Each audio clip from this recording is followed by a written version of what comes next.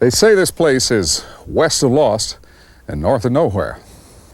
But long ago, more than 40 years ago, something fell to earth here. And soon, people from London to Los Angeles had heard about this sheep ranch in the desert northwest of Roswell, New Mexico. It happened in 1947. Today, it is still a mystery, still a question mark. Or is it? Has someone hidden the answer somewhere and kept it secret all these years?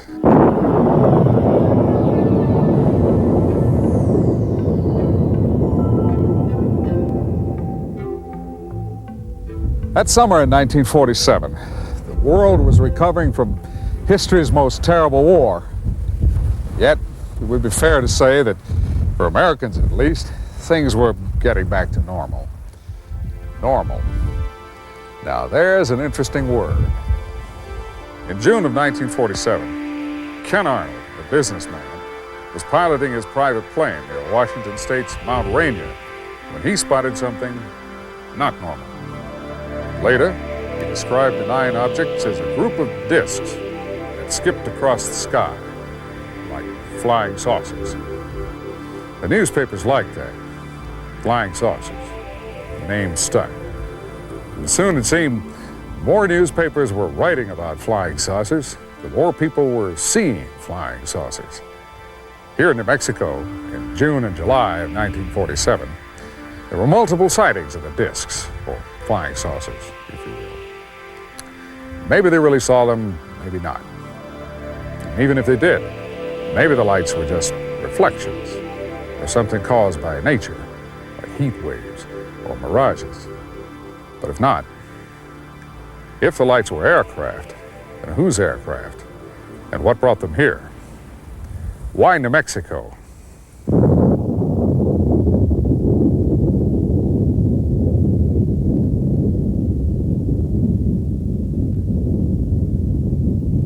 It was an event that damaged the whole world. Everyone. Because since that first bomb fell on Hiroshima, no one has been safe. Not on Earth.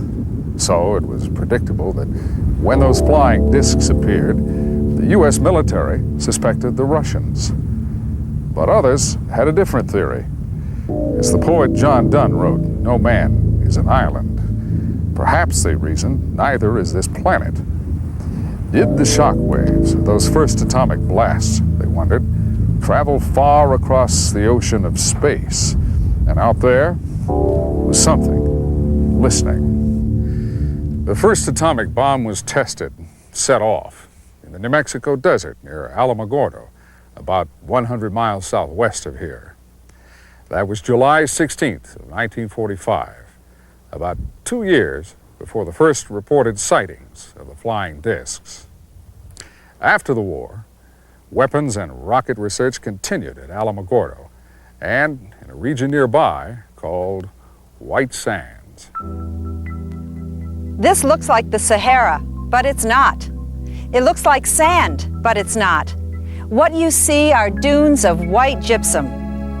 And not far from this natural illusion is another deceptive place, the top-secret White Sands Missile Range. After World War II, the United States brought more than 100 German scientists to Fort Bliss near El Paso, Texas, about 2 hours' drive from here, and put them to work designing rockets. Their leader was the late Dr. Wernher von Braun.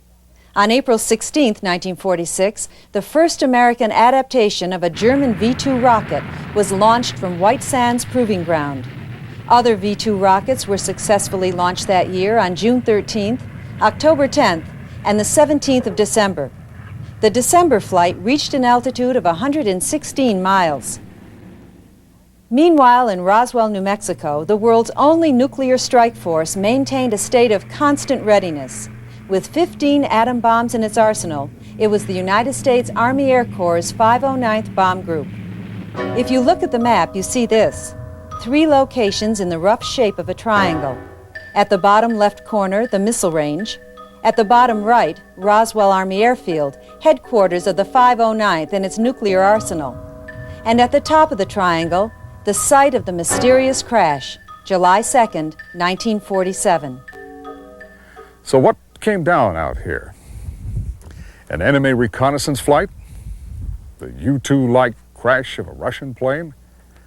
Well, that theory would soon evaporate. The Army, Air Force, and yes, the Pentagon moved fast to come up with another story. We know that now. And there is convincing evidence the official story was false. Out in this wide open space, in the high desert of Lincoln County, the sky is as vast as the land. The wind blows, sheep graze, and time seems patient and stoic, like the eyes of an old Indian. A ranch hand by the name of Mac Brazel lived and worked out here. On the morning of July 3rd, he found it. In a pattern perhaps 3/4 of a mile long and 250 feet wide was a scattering of pieces of things. They had fallen everywhere, landing on the wet sand and in sinkholes filled with rainwater. On the night before, a violent thunderstorm had broken over the desert. But Mac Brazel remembered hearing one thunderclap louder than all the rest, almost too loud for thunder. Now, looking at the wreckage that littered the desert, he wondered, was it thunder or was it an explosion? There were scraps of metal and other lightweight material like foil. There was fiber or string, and there were slender sticks suggesting structural beams. On these sticks, he saw markings that reminded him of symbols scratched in clay by Indians. Petroglyphs, they're called. That's how they looked to Mac Brazel. Others who would see them later compared them to Egyptian hieroglyphics. Mac would remember that the debris was so deeply packed, the sheep refused to cross the field. He had to herd them around it, to water that was more than a mile away. He gathered up some of the pieces and took them to the house of his nearest neighbors, Floyd and Loretta Proctor. He described the stuff to us, and we advised him to, come to Roswell and report it. We'd heard that, there's a reward for UFOs, and we called them flying saucers then. That evening, after his visit with Loretta Proctor, Mac would return to the debris field. According to his son Bill, Mac then brought a large chunk of the debris to this livestock shed. The shed is about 3 miles north of the crash site, still here after almost 50 years. That was the origin of early reports that a rancher had found a flying saucer and stored it in his barn. Mac still had work to do. The next 2 days, on the 4th and 5th of July, he tended the sheep. Then, on the 6th of July, he got up early, finished his chores, and drove into Roswell. Mac's first stop was the sheriff's office. After that, things happened fast. Sheriff George Wilcox sent 2 deputies out to the ranch and telephoned the 509th Bomb Group at Roswell Army Airfield. In no time, the 509th's Air Intelligence Officer, Major Jesse Marcel, arrived at the sheriff's office. With him was a counterintelligence agent dressed in civilian clothing. Major Marcel telephoned the commander of the 509th, Colonel William Blanchard. The colonel then ordered Marcel and the counterintelligence agent to go out to the ranch with Brazel and investigate. The road was no better then than now, and because of that, it was after dark by the time they got there. Meantime, the sheriff's 2 deputies returned to Roswell with a story of their own. They had missed the debris field, they said, but instead found this, a circle in a pasture where the sand had been melted to glass. Bigger than a football field, a huge area, a huge circle that had been burnt. The major, the rancher, and the counterintelligence agent spent the night at the range hut. Sometime later that evening, Major Marcel came out here to the cattle shed and used a Geiger counter to check the piece of wreckage that Mac had stored. There was no indication it was radioactive. The following day, July 7th, they collected all the debris they could load into the major's Buick and the Army truck. Then, about dusk, they started back to Roswell. Over the years, many investigators have tried to solve the riddle of the Roswell crash. In 1980, co-authors Charles Berlitz and William Moore presented their findings in a book called The Roswell Incident. 10 years later, tantalizing new facts were uncovered in research by Don Schmidt and Kevin Randall. Don is Director of Special Investigations for the Center for UFO Studies in Chicago. Kevin is an intelligence officer, a captain in the United States Air Force Reserve. Their book, UFO Crash at Roswell, adds important pieces to the unfinished puzzle. Don and Kevin were the first team of authors ever to conduct a scientific investigation of the crash sites. They agreed to join us here in Corona, New Mexico, as for another first, we brought television cameras to the crash sites. They guided us traveling cross-country over rough terrain without roads. We entered the old Brazil Ranch from the far side, coming down toward the crash sites from the northwest. If ever a place was perfect to keep a secret, this was it. Early September of 1989, the Center for UFO Studies sponsored the first archaeological dig at the actual Roswell crash site. We took a team of 10 people, 3 scientists, 2 with archaeological backgrounds, 2 from the National Laboratory. We concentrated not only on the debris field itself, but on the outlying areas. We still have hopes that because of caves, a 700-foot well, other downsite fence lines, that we may find something. Investigators Schmidt and Randall have determined that almost from the very beginning, Colonel Blanchard and members of his staff were convinced that somewhere in the desert was the crew of the downed craft, possibly still alive. On the afternoon of July 8th, Mac Brazel was flown over the ranch in a military aircraft, assisting officers in their search for surviving crew members or their bodies. As part of his research, Kevin Randall already had retraced that flight. We asked him to go back, this time with one of our cameras aboard. As near as we can determine, on July 8th, the 509th Bomb Group initiated an aerial reconnaissance. What they were trying to do is find the rest of the craft. They suspected there would be more of the craft there than just the debris field. The aerial reconnaissance was an idea to find that. Mac Brazel was in the aircraft with them, the thought being that Brazel, as a rancher, would be familiar with the landmarks, and if they did locate any more of the craft, he could direct them directly to the site. The craft came up off the debris field after leaving the gouge, gained a little bit of altitude. Kevin is convinced the craft stayed in the air a few more seconds after the explosion. It flew about 3 miles, then crashed at the base of those rock cliffs you see below. We call it the impact point. Ironically, it was a group of civilians who reached it first. We have descriptions of the second crash site from 3 separate sources. A civil engineer, an archaeologist, and a soldier. All claimed to be eyewitnesses.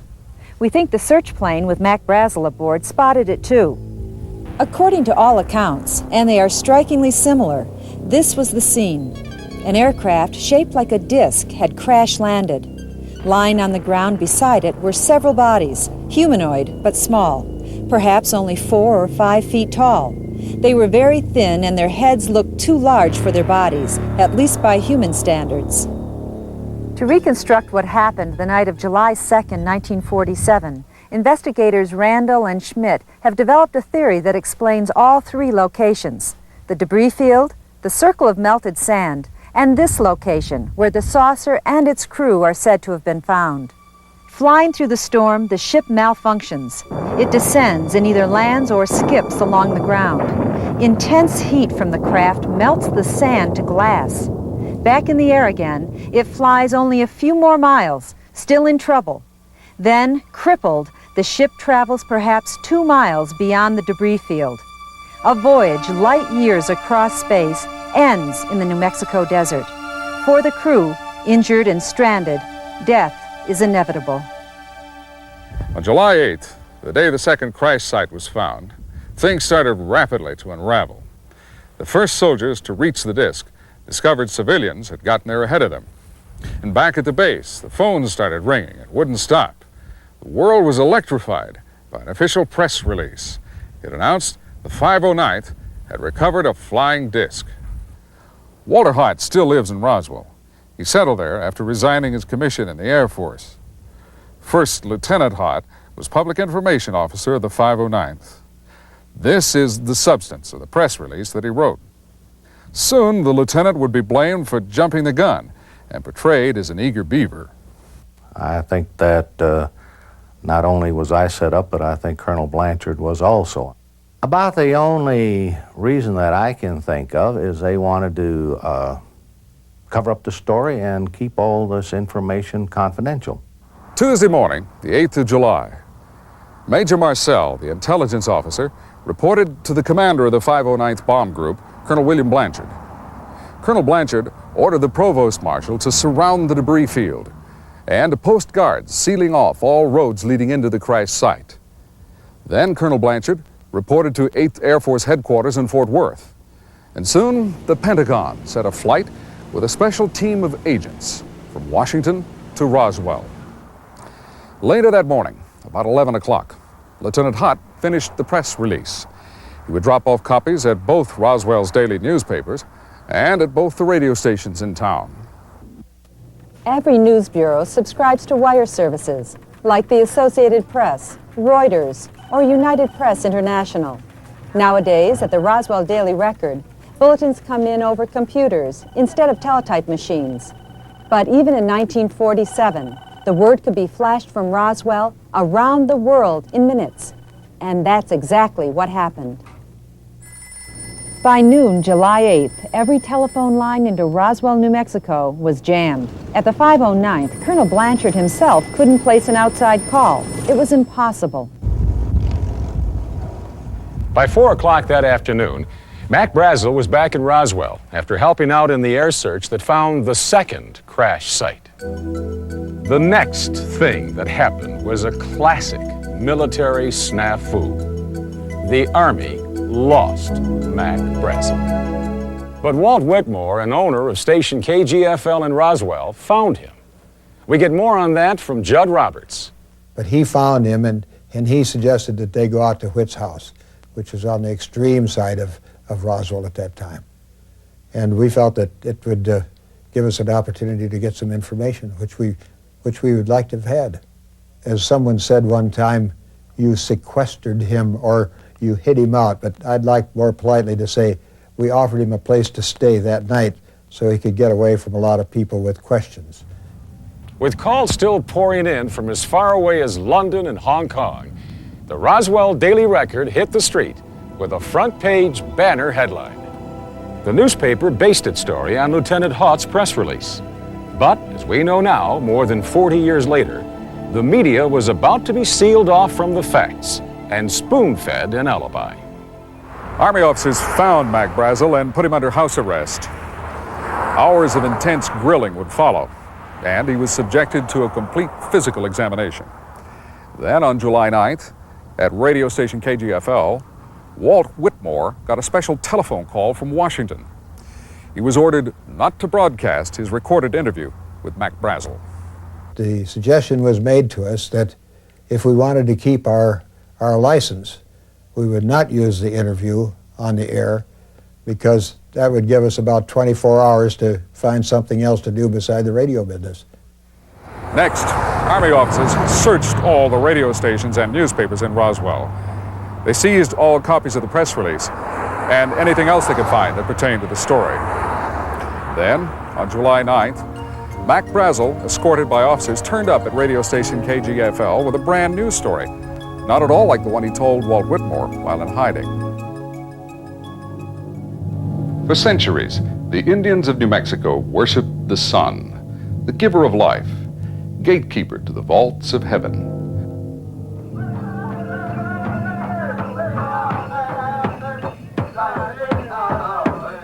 It was to learn more about ancient Indian culture that a group of archaeologists came to the desert on the morning of July 8th, 1947. The human factor is important. People won't keep silent forever.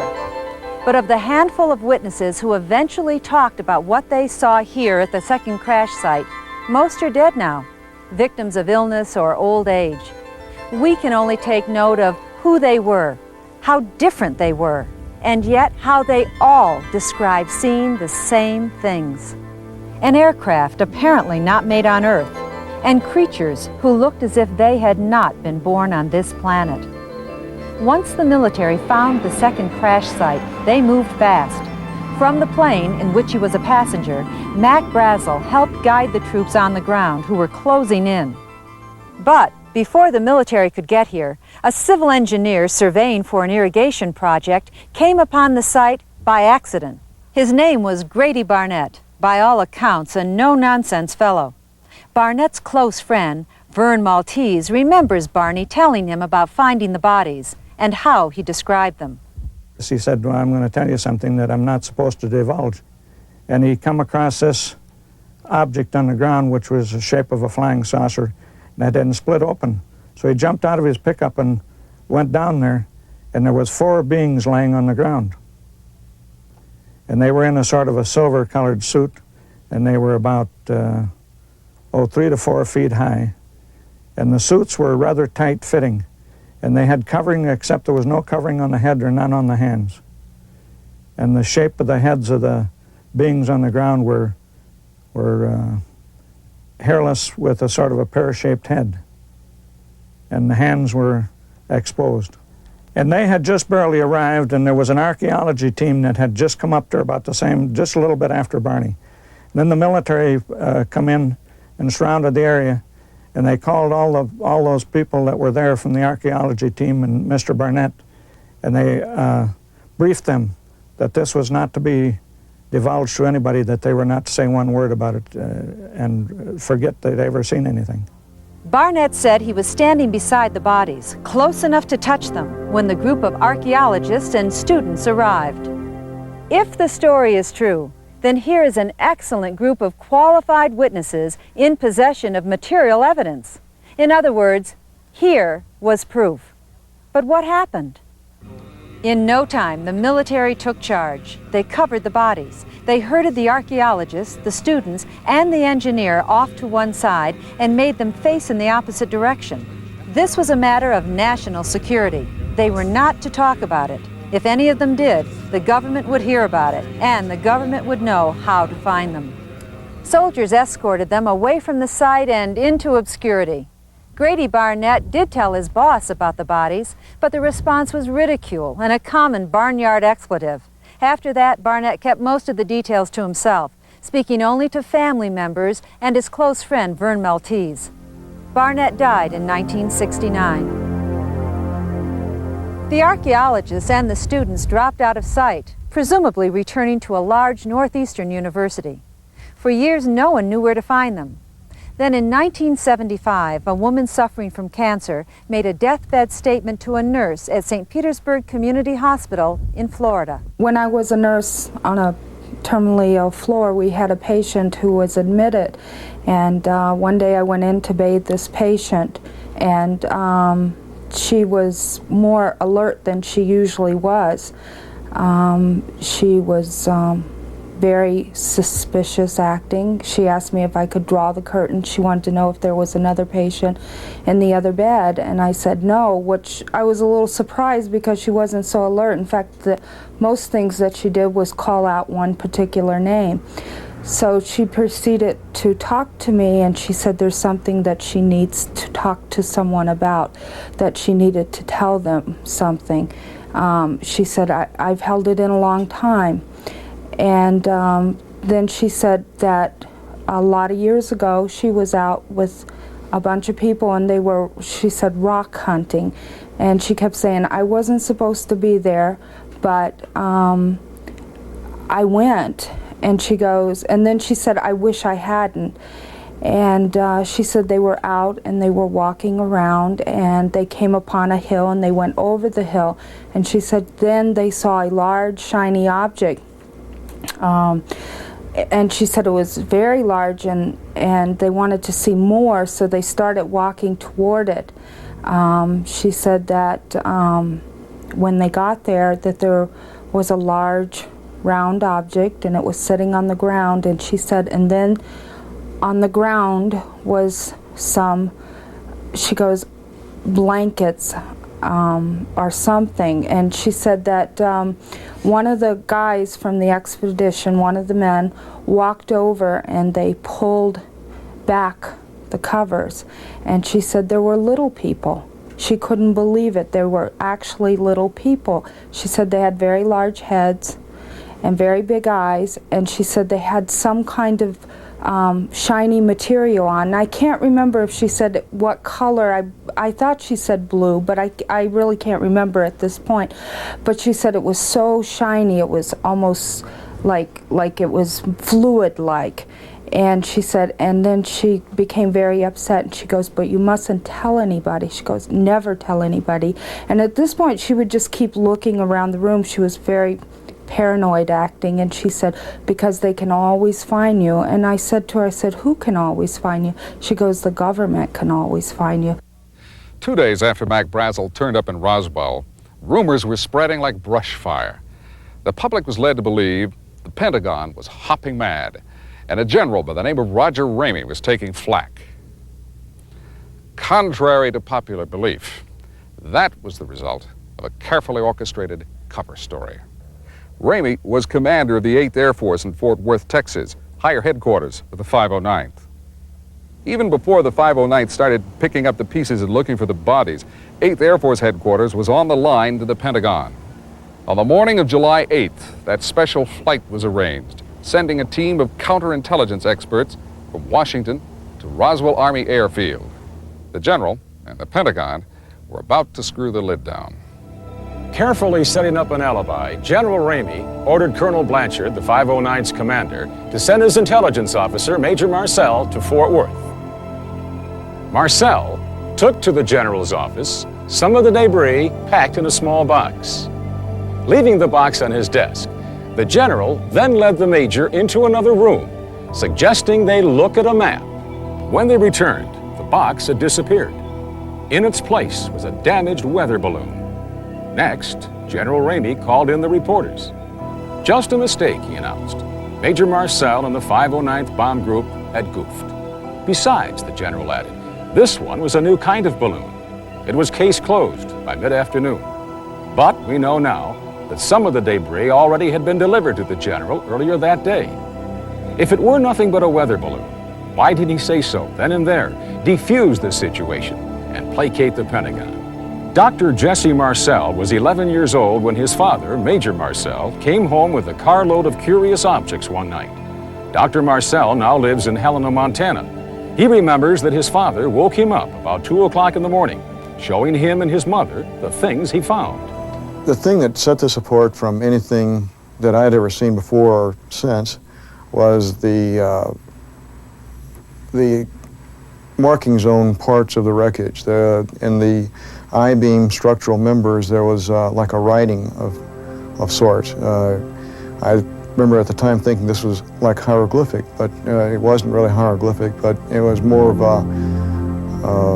geometrical forms and symbols along the inner surface of an I-beam. And they were kind of a metallic purple hue and seemed like they were embossed in the metal itself. And I suppose that is the singular thing that sets us apart from more ordinary debris. I do know it was not a weather balloon or radar target as was proposed by the Air Force. Because I was, even at that young age, I was familiar with things like what a radar target should look like, what a weather balloon certainly would look like. And since they used that as a cover story for this extraordinary debris, I knew that there must be something very unusual about that.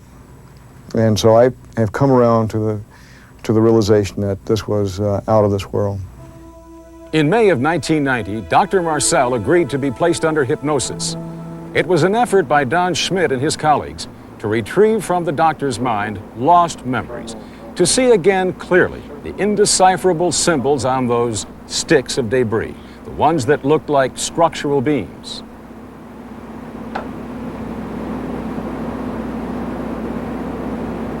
Circle and Bozeman square. Yeah, circle that. Superimposed on the square. Yes. Is the square inside the circle or outside the circle? It's inside.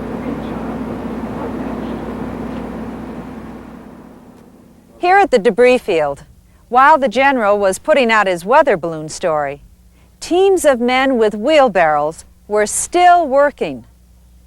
Imagine roadblocks, machine guns, and at least 60 men with trucks to recover a balloon like this. Other weather balloons have been found and turned in by civilians. They were small enough to fit in the trunk of a car. Even the new model referred to by the general would have fit. In fact, Mac Brazel said he knew what weather balloons looked like, that he had found them on the ranch before. Despite military pressure, Mac still would insist that the debris in the field the sheep would not cross was different. And of course, weather balloons don't carry passengers, not even small passengers like the ones supposedly found at the second crash site.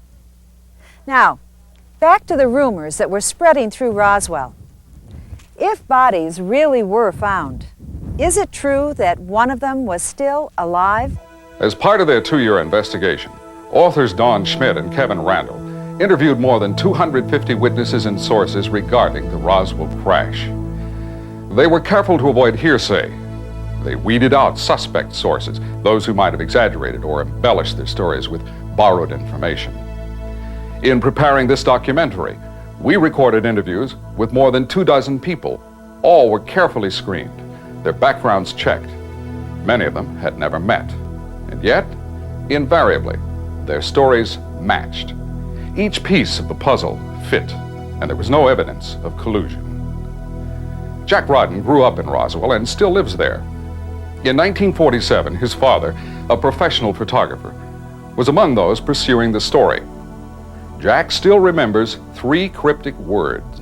The day after, a day or two after the story was released that it was a weather balloon, I quizzed him about it. I want to know what was really going on, what happened.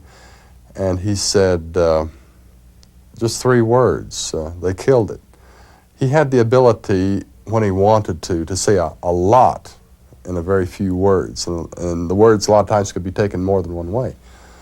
And I asked him, what do you mean, they killed the story? And he wouldn't deviate. He just said, they killed it. And I said, they kill someone? And he just said, they killed it. And I couldn't press it any further, so I didn't, but I didn't forget it either. Frankie Rowe tried not to remember. She says threats to separate her from her family and send her to prison pushed memories of the incident deep into a shadowy corner of her mind. But years later, as parts of the story became public, Mrs. Rowe's memories came rushing back. The memories and the anger. Now she believes the American public has a right to know everything, the whole story, even small pieces of it, like the pieces of metal she saw and touched. And he pulled his hand out of his pocket and he had a piece of the material wadded up in his hand in a little tiny ball, and when he dropped it on the table, it spread out like it was liquid or quicksilver, and there was not one wrinkle in that. And I do remember that we all did get to touch it. We all got to pick it up. You could bend it, it made no crinkle, no noise. It was very thin and it was very shiny, very silvery color. It was about maybe a foot square. And I have no idea what happened to it. More than 40 years have passed since the crash. The government still sticks to the official explanation. The military is still stonewalling. However, in later years, a few cracks have begun to appear in that wall. Major Marcel would talk again to his son, telling him no, it definitely was not a weather balloon. And suddenly, in a supermarket, a retired Air Force officer would disclose to his wife an astonishing secret. But let's start with the story of Brownie. Melvin E. Brown was a sergeant with the 509th in New Mexico at the time of the crash. Later, he was transferred to England. He married an English woman, and following retirement, settled down with his family in a suburb near London. Over the years, on several occasions, he would tell his daughters bits and pieces of a curious story. But on his deathbed in 1982, Brownie gave up the rest of the secret and disclosed the number of a hidden bank account. There was no record of any trust fund, nor could the bank account number be traced. And yet, the family still wonders, is the money waiting for them somewhere? They wonder and remember what Brownie told them. It's almost as if when he'd actually told the story, he wished he hadn't. All available men were grabbed. That's his actual words I'm saying here now that I can remember. All available men were grabbed. They all had to go out to the desert where a crashed saucer had come down. And they all had to stand guard duty around this site. They were told to look, but not look, not to take anything in. And him and this other guy did look, and they lifted up the covers. And he did say that these trucks were coveralls. I don't know what he meant by that. It must have been some sort of truck with a cover. He lifted up, him and this other guy both lifted up the cover and saw, I say 2 bodies, but my sister remembers him as saying 3. We disagree on that. They saw these bodies, and they were about 4 foot tall, no more than that, maybe even less. Much larger heads than we have, slanted eyes, yellowish skin. Far from London, in Lincoln County, New Mexico, we searched for an elusive witness with an even stranger story. We found him living elsewhere and have promised not to disclose his whereabouts. His name is Glenn Dennis. In 1947, Mr. Dennis was a mortician, the manager of Ballard Funeral Home in Roswell, New Mexico. Here in Roswell, on the afternoon of July 8th, a local mortuary began getting calls from the hospital at the airbase. There were questions about the preservation of tissue and what specific chemicals would do to the tissue. And Clardy's Dairy and Creamery in Roswell received an order for a large quantity of dry ice. After 4 or 5 calls to the mortuary, the mortician decided there must have been a fatal crash at the airbase. That was the beginning of the most remarkable story connected with the Roswell crash. This is the gentleman to whom we have referred, the mortician, Glenn Dennis. In 1947, he was manager of Ballard Funeral Home in Roswell. Those telephone calls from the base hospital on July 8th started a chain of events leading to threats against his own life and the reported death of a close friend. Let's go back now to the afternoon of July 8th. Then the next call I got, probably in 30, 45 minutes later, he was asking me then about our preparations and what we did preparing the bodies that had been laying out in the elements, or that, some badly decomposed bodies, or how we treated the burnt bodies, otherwise very traumatic cases, and what our procedure was on that. Then the next question was, well, what would you do where you wouldn't change any of the chemical contents, you wouldn't destroy any of the blood, you wouldn't destroy anything that might be very important later on, down the road? What would your process and what you do and the chemicals that you use, would that change the blood contents and everything? I knew at the time that there was something that probably happened. I thought maybe it was something that they weren't ready to release, or there might be some VIP or something they didn't want. But I mean, I had no idea what it was. But I told him at the time, I said, I can come out and I can help you if you have that. And he said, no, this is for future, in case this should happen in the future. He said, this is something we need to know so we'll know how to proceed. Questions about chemicals, tissue, and the preservation of blood, as well as other body fluids. Very strange questions. If doctors at the base were examining the remains at the time of those telephone calls, it follows that by July 8th, the bodies had been removed from the second crash site to the base hospital. That would match key points in the story told by Sergeant Brown. Not only that, but Glenn Dennis' story tends to corroborate the story told by witness Frankie Rowe. Now, he felt that the one that was alive, he said later that it was taken out to the base hospital. And a friend of ours, her husband was working out there at the time, and he saw the one person walk in. Later that same afternoon, Glenn Dennis drove an injured airman to the base hospital following a minor automobile accident. Walking into the emergency room, Dennis saw debris in the back of a parked Army ambulance. What I noticed that was so unusual about this, that there was some inscriptions or border around this part of it. It was probably 3 inches, maybe around 3 inches, but it was kind of going along the contour of the wreckage. And at the time, after I got back, I got to thinking about this and what the border looked like, and it kind of reminded me of an Egyptian inscriptions of figures and whatever. Now another piece in our jigsaw puzzle drops into place.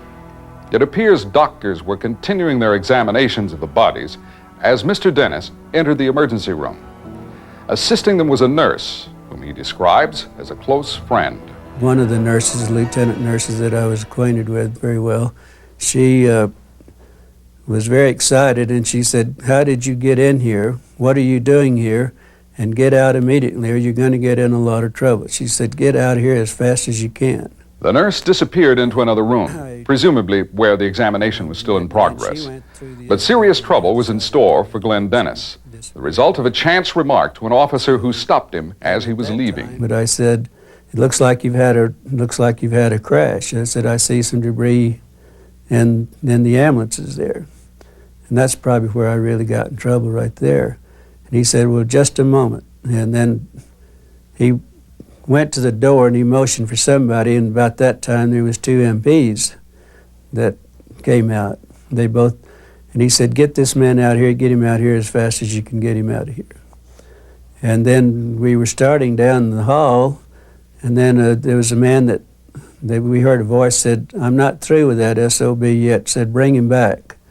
Mr. Dennis says suddenly he was rushed into a room where he was confronted by 2 men he had never seen before, an Army sergeant and a captain with red hair. A sharp exchange followed, in which Dennis says both men threatened to kill him.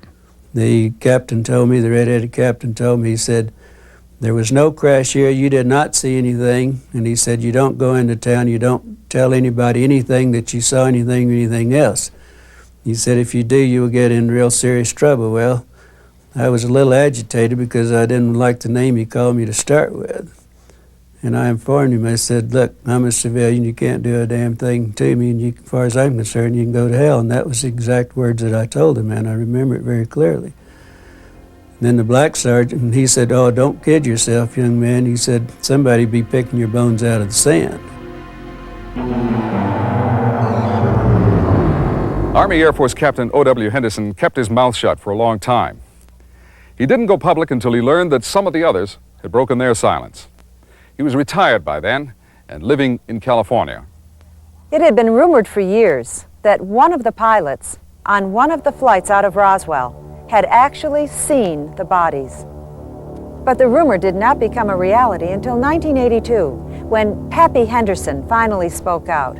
He told his wife, "I've been dying to tell you for years." We were in the grocery store in San Diego, where we had lived for many years, and we were at the checkout stand, and here was a paper, the Globe, I believe it was. Here was all of the story about it. In fact, I still have the papers here. And he said, he took a look, and he said, "I've been wanting to tell you about this for years. I guess if they're putting in the papers now, it's no longer a top secret." And he said, he bought the papers, and we went to the car, and he said, "Read those." And I read the article, and he said, "It's a true story." He said, "Not only did I know about it, but I'm the pilot that took the crashed saucer to Dayton, Ohio."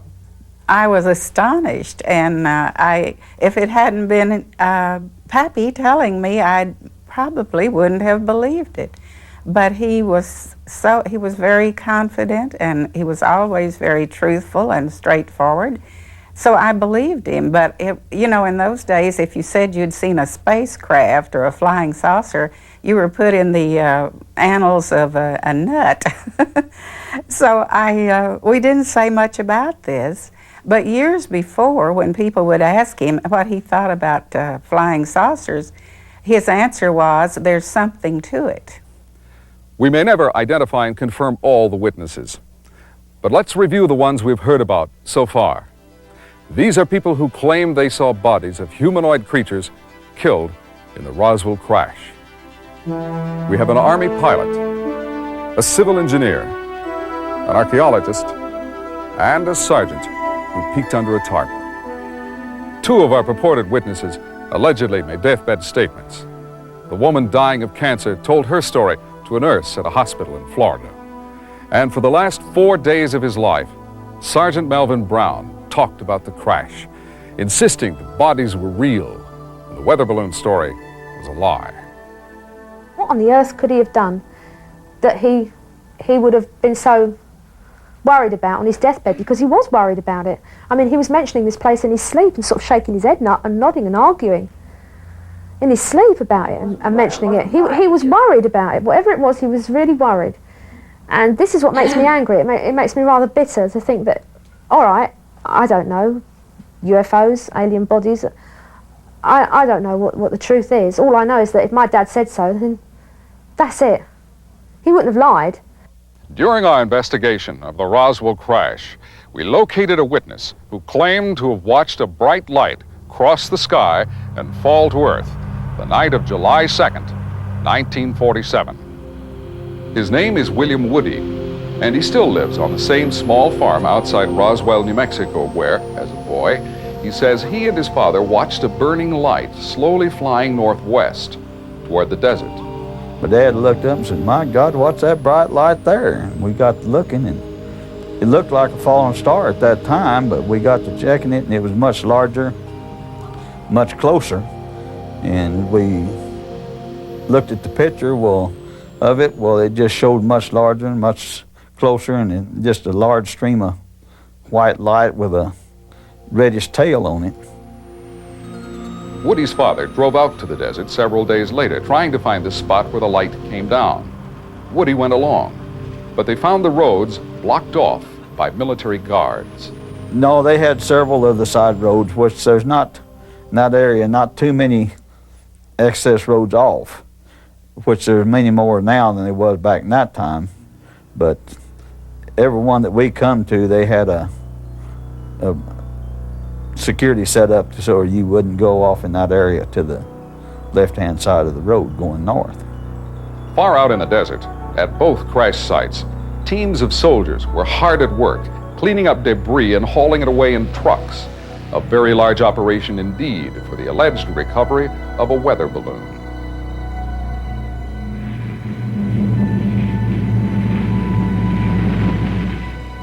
How strange it seems that 9 airplanes and numerous crates and packages marked top secret would be needed to transport what was left of a weather balloon.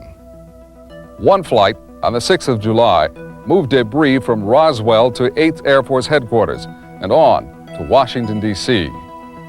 July 8th, Roswell to Wright Field near Dayton, Ohio, which is now Wright-Patterson Air Force Base. That same day, a plane arrived in Roswell from Washington. The crew picked up a sealed box containing debris. And another flight was flown from Roswell to Fort Worth, all on the 8th of July. The day after General Ramey's news conference, special flights were still going out. 3 on the 9th of July to Los Alamos. 1 more that day from Roswell to Fort Worth. And on the 10th, a flight departed Wright Field in Ohio for an unknown destination. Apparently, debris was being shipped out from Roswell as rapidly as it could be recovered and brought to the base. But what about the bodies? What happened to them? We can trace the recovery of the bodies from the actual crash site to the base hospital at Roswell. The pathologist, Dr. Johnson, who did the preliminary examination of the bodies, filed a report, a preliminary autopsy report, of which we have no records. In fact, all the records from Roswell went to Washington. No paper trail whatsoever have we been able to uncover from Roswell. Dr. Johnson is now deceased, but in attempting to research his background, Don and Kevin made a startling discovery. All records of the late doctor's military service, indeed most of his career, had vanished. According to the ABMS Medical Compendium of Medical Specialists, Dr. Johnson completed his internship in 1946. Yet in 1947, when we can document his being at Roswell, there is absolutely no mention of that fact. In 1948, he is listed as a pathologist practicing in Galveston. In 1949, until going into private practice, he is listed at numerous hospitals throughout the country. Each hospital that we contacted has absolutely no records of Dr. Johnson being on staff. If an autopsy was performed on one or more of the bodies, no one has ever been able to find the report, not even using the Freedom of Information Act. However, this man claims to have spoken with a doctor who dissected the alien bodies. The medical person he had reference to had information about the anatomy of the alien, the dead alien that was taken from a crashed disc. He is Leonard Stringfield, the retired marketing director of a large chemical company. Stringfield has devoted more than 20 years to investigating and writing about UFO phenomena. He specializes in suspected crashes and retrievals. The head is large, very large by human proportion. There is no hair follicles. There are no earlobes. There is no nose as we have as human.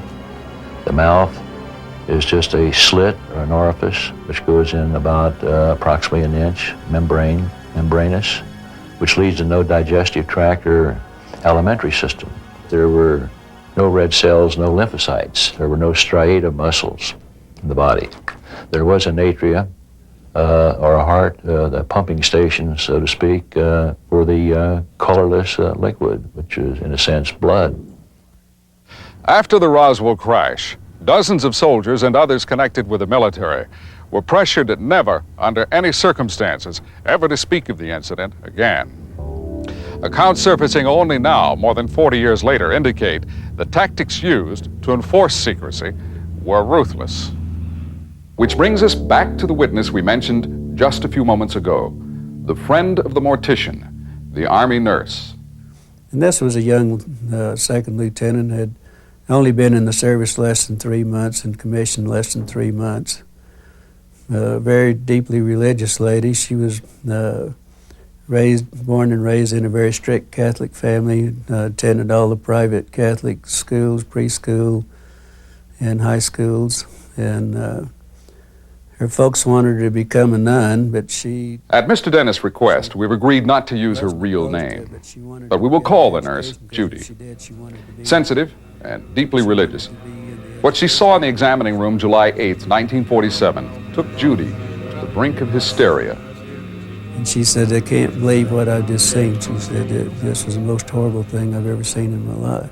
She was going into this examination room that was across the hall. She was going in to get some supplies, and when she walked in the door, there was 2 doctors there. And she noticed a horrible smell immediately. But she saw these 2 doctors, and they said, "We need you." She started out the door and said, "You stay here, we've got to have you." And what it was, they were examining, she told me, 3 bodies, foreign bodies. She said 2 of them were very mutilated. According to Mr. Dennis, Judy and both doctors became ill from the stench of the bodies as they continued to examine them. Judy was still not well the following day when Glenn met her for lunch at the officers' club. But he was more disturbed by her emotional state. I knew she was almost in a state of shock, because she said it was so gruesome and so horrible, and she would just, almost grab her head, and it looked like she was just going into total shock. We should note here that Glenn's concern for Judy was serious. Marriage had been discussed, but all of that was about to change forever. He never dreamed what lay in store for Judy as she began to describe what she had seen.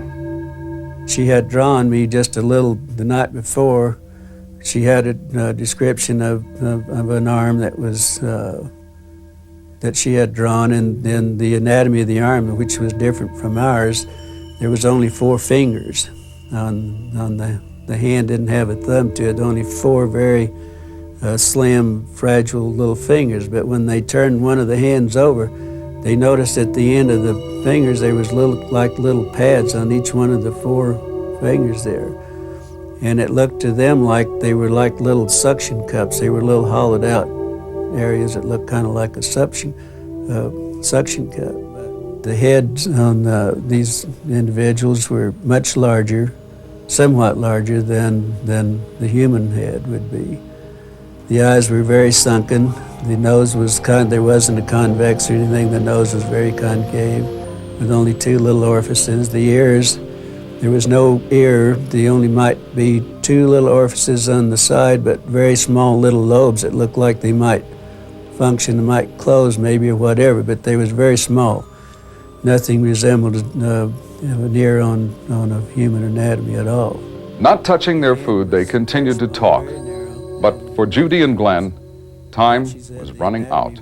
She never touched her food at all, we never, I think I drank my Coke, but I was so, I thought, my God, this was something else, and I don't know that I ever ate my food either, but that was, then she said, I've got to go back to the barracks. He said, I am deathly ill, and I've got to go back to the barracks, and then that was the last time I ever saw her. Call it stick and carrot. Apparently, counterintelligence agents and ranking officers used both threats and money. The archaeologists were intimidated, told the government would find and punish them if they ever talked, and indeed none did, with the possible exception of the cancer patient on her deathbed in Florida. Mac Brazel had not yet heard the Korean War term brainwashed, but might have used it to describe the days and nights he spent as a virtual captive, being interrogated, examined, and forced to change his story. But one thing more, Mac's friends, the Proctors, remember he came back from Roswell driving a new pickup truck.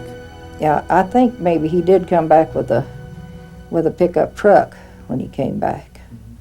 And we always wondered if he didn't get a reward.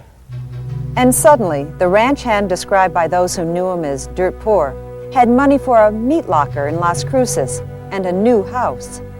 When they brought Mac down and kept him a few days, and then he came back, and he wouldn't talk about it, but we always wondered if he got a reward, because it wasn't long after that until he went to Alamogordo and put in a locker plant. And back then, I don't know what it would cost to put in a locker plant, because it's lots of individual boxes and things. It's, a lot of freezing units. So I don't know what it would have cost, but I think it would have cost more than he got on his wages. Threats and rewards and continuing surveillance. Mac Brazel's son Bill had his own collection of small pieces of debris until he talked about them at a bar in Corona. The next day, military officers appeared on his doorstep and confiscated the pieces, all of them. The sun has set on many secrets of the old Roswell Army airfield. For example, few people know the bomber that dropped atomic destruction on Hiroshima once was hangared at Roswell. Military security is a fact of life. We have been told not only soldiers but civilian firemen worked at the crash sites. Apparently, some got the carrot, some got the stick, including Frankie Rowe's father, who remained silent but angry for the rest of his life. And he was very angry for a long time about that the government could do this, that they could just totally suppress something that actually happened. And he knew that it happened. He had seen them. Confidential military sources told our researchers that more than a dozen military policemen who guarded the crash site were paid $10,000 apiece, a very large carrot in 1947. Which brings us from the New Mexico desert back to London and the family of the late Sergeant Brown. Remember, as he lay dying, Brownie talked about a special bank account. My two brother-in-laws and a close family friend was sitting with him, and he told them that he had a trust fund in a place called Roswell, New Mexico, and that he had a lot of money there, and that he'd done something hush-hush for Uncle Sam. And they all made fun of him. They all started saying, "Oh, Brownie, what did you do, rob a bank or something?" At which point he changed his tune completely and got most angry and said, "I've never done a thing wrong for my country." He said, I want you to find this money, and I want you to get it for Mum. But the money was never found. Sergeant Brown's wife, Ada, insists he was not the kind of man to make up stories. And she remembers that in those final days, his mind was clear. My husband really knew that he was going to die because he said all his goodbyes. He said his goodbye to me, and he said his goodbye to his kids. And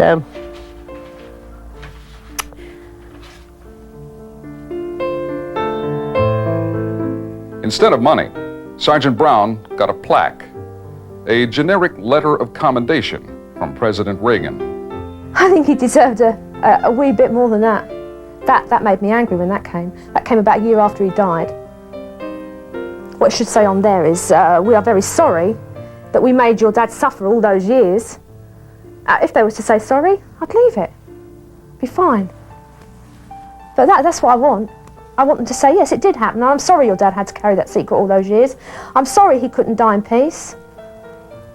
I'm sorry he had to be laying in bed dying and trying to relate a story that he was, even while he was dying, he was too scared to talk about something that happened at this place in Roswell, New Mexico. And what makes me even more angrier is when you get somebody like Philip Klass on television talking about a weather balloon. What, do they think my dad was crazy? The letter that I had sent to her with the APO number was returned to me. And on the envelope, it said, return to sender. And then it had a big red print, said deceased. By the end of July, the turbulence caused by the Roswell crash had settled. Most of the media bought the official explanation, and most of the public had forgotten the incident. It was nothing but a weather balloon. Or was it? If you don't think this looks like a flying saucer, would you believe a meteorite? Apparently the government did, because next they sent an expert on meteorites to investigate. They sent him to this area, about 5 miles from the debris field, to look at that circle in the pasture where the sand had been melted to glass. Dr. Lincoln La Paz of the University of New Mexico was a noted authority on meteorites and their recovery. He had worked on dozens of top-secret assignments, including the Manhattan Project. About 2 months after the crash, Dr. Lincoln La Paz was asked to calculate the speed and trajectory of whatever it was that came down out here. La Paz had not been told about the alleged recovery of bodies. After investigating, he concluded not a meteorite, but an aircraft had struck the ground. Given the heat and the speed, the doctor couldn't believe it came from Earth. He was convinced it must have been an unoccupied probe from another planet. The key word is convinced. 1 year later, Dr. La Paz had not changed his mind. This from former counterintelligence agent Louis Rickett, who remembered a conversation with La Paz in September of 1948. If all the government recovered was a weather balloon, why was it still investigating the crash 2 months later? Except for being torn, the weather balloon displayed by the general was virtually intact. Yet pieces of something were scattered 3/4 of a mile across the desert. Pieces of what? How could a veteran combat officer like Major Jesse Marcel fail to recognize a weather balloon? On his return from Fort Worth, Marcel went to the intelligence office. There he ran into the counterintelligence officer who had prepared a report about the activities that had taken place at Roswell. Marcel asked to see a copy of the report and was told, no, you can't, it's classified. Marcel said, I outrank you, I want to see the report. And the counterintelligence officer responded, if you have a problem, take it up with Washington. And last but not least, why use threats, bribes, and loyalty oaths to keep secret a weather balloon already displayed to newspaper photographers? There's an adage worth repeating here. They say, if it looks like a duck, if it quacks like a duck, it's probably a duck. We can't say for sure, but what happened in Roswell certainly looks and sounds like a cover-up. If there is a hidden answer to this riddle, then the secret may not have been kept without a price. There is the matter of 3 lives and the curious circumstances under which those lives were lost. Now we return to Glenn Dennis and the story of his friend Judy, the Army nurse. Remember, it was Judy who told Glenn she assisted 2 doctors examining bodies of humanoid creatures brought to the base hospital. According to Mr. Dennis, she described the bodies in detail and even drew sketches. After lunch with Glenn, Judy left the officers' club and vanished. The next day, I called out. I wanted to see how she was doing and how she was feeling. And of course, you know, by that time I was really fascinated by what was going on, and I was so curious. I wondered, you know, maybe she'd feel like talking a little more about it. But I was really concerned on what was happening to her. And they told me that she wasn't working, that she was unavailable that day. And so the next day I made the call again. I made 2 or 3 calls the next day. And it was also, she was still unavailable. Then the third day I called and they said that she'd been transferred out. And they didn't know where, but she was no longer there at the air base. Transferred without a word, no goodbyes, and no explanations. Judy was a second lieutenant with less than 4 months at Roswell, her first duty assignment. For days, Glenn kept asking questions, but got no answers. Well, then about maybe 10 days to 2 weeks or so later, I get a letter from her in the mail addressed to the funeral home. And all it was just inside was just a note that said, I can't write, I don't have time to write now, but here's an APO number that you can send me the mail to. And that was all that was in the envelope. It wasn't anything else. APO numbers are used by the military to forward mail to American servicemen and women without disclosing their locations. But through friends at the base, Glenn quickly learned the APO number sent by Judy meant that her letter originated in England. He replied immediately, then waited. Probably 2 weeks, or maybe it was at least 2 weeks, maybe 3 weeks later, the letter that I had sent to her with the APO number was returned to me. And on the envelope, it said, return to sender, and then it had a big red print, said deceased.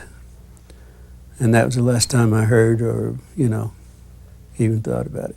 And then about every time I'd go to the base too, sometimes we wouldn't go there for a week or two on emergencies or whatever, but 2 or 3 weeks or so later, I would go out to base and I said, has anyone heard from the lieutenant? And one of the nurses says, well, the rumor is that she is in England. Well, in her note, she also told me, she said, I am in London. And then the nurses told me that she was in London. The rumor is that she was on maneuvers on a training mission with 5 other nurses, and they went down on a plane. And they understand the rumor was that they were all killed in a plane crash. Later on, another key person in the Roswell mystery was reported killed in a plane crash. He was Lieutenant Colonel Payne Jennings, executive officer of the 509th Bomb Group. And finally, there was the curious accident which claimed the life of a soldier believed to have worked at one of the crash sites. We have information concerning a heavy equipment operator, for example, that was found crushed to death by his own vehicle, with his unscathed glasses found 100 feet from the site. The Roswell crash. Even after years of research, 100 questions still come to mind, most without answers. It's not our purpose to prove or disprove this story, only to present those facts and witnesses we could find and let you decide. Somewhere there is tangible evidence, a piece of metal, a scrap of fabric, or one more witness who remembers. Perhaps that witness is you. We applaud the courage of those who come forward in this documentary to speak for the record. We believe, as they do, that the time is now to unlock the truth, and that the United States government holds the key. It is frightening now when I think about it. I can't believe that I could have forgotten as much as I did because of the threats. I mean, it's crazy. But yeah, I'm bitter, all right. I'm angry. I don't give monkeys about the bodies and I mean, what I want to find out is why. All right, they must have had a good reason, obviously, for doing it. But I don't know. I can't see that it is that important anymore, that it has to be covered up. You know, I think it's time they wash their land and at least give the people an explanation of why we shouldn't talk about it in the first place, if it was a national security item or I mean, you know, just the reason why everyone should keep this and why they should keep covering it up. I think they owe the American people an explanation why this happened. I mean, why they're not doing this. And let us know, and then the people know to either keep their mouth shut or go on their way. After almost 50 years, there is still no change in the official story. But whether a spaceship did or did not crash in New Mexico, one thing is perfectly clear. Details of the incident have been wrapped for decades in layer upon layer of secrecy, which raises the most tantalizing question of all. Why? Would proof of intelligent life on another planet destroy this civilization, wreck the edifice of science, and undermine religion? Is that what they fear? Centuries ago, those same fears motivated enemies of Copernicus and Galileo, who revealed a simple truth every schoolboy knows today, that the sun is the center of our solar system and Earth revolves around it. Or is there something more? Could the visitors, if there are visitors, be predators, indifferent to human life or human suffering? Have our leaders been shielding us from a terrible truth? Even so, what has all the secret-keeping bought us? A few decades of false complacency? Well, things are different now. As we wind down the 20th century, we have reached the end of innocence. People are demanding the truth, and yet it is a truth that could rob us. We may never again be certain we're dominant here on Earth. Indeed, not even certain we are here alone.